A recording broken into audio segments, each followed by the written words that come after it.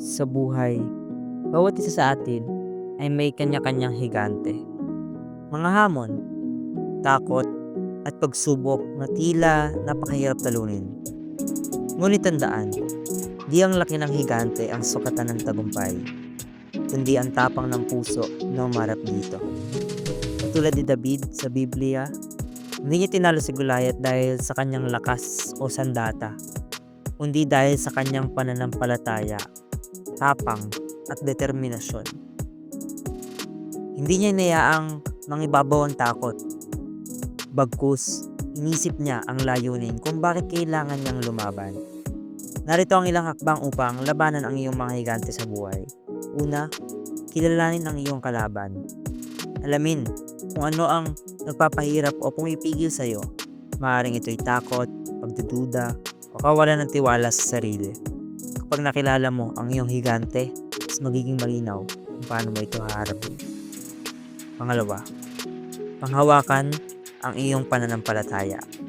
Huwag kalimutang magtiwala sa Diyos o sa mas mataas na layunin. Tandaan, hindi ka nag-iisa. Ang pananampalataya ay nagbibigay lakas upang harapin ang kahit anong hamon. Pangatlo, maging handa.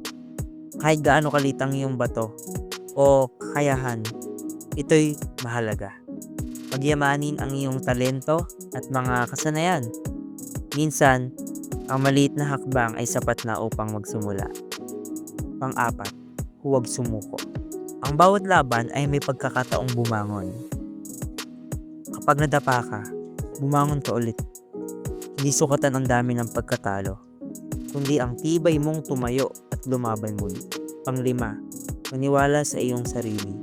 Ang higante sa ating buhay ay madalas nasusugpo kapag pinaniniwalaan natin ang ating sariling kakayahan.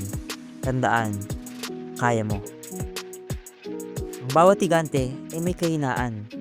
Ang bawat tao ay may lakas. Harapin ang iyong laban ng may tapang at tiwala. At balang araw, masasabi mong napagtagumpayan ko.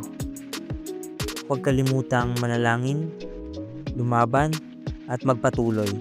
Tandaan, ikaw ang kikilos sa iyong tagumpay.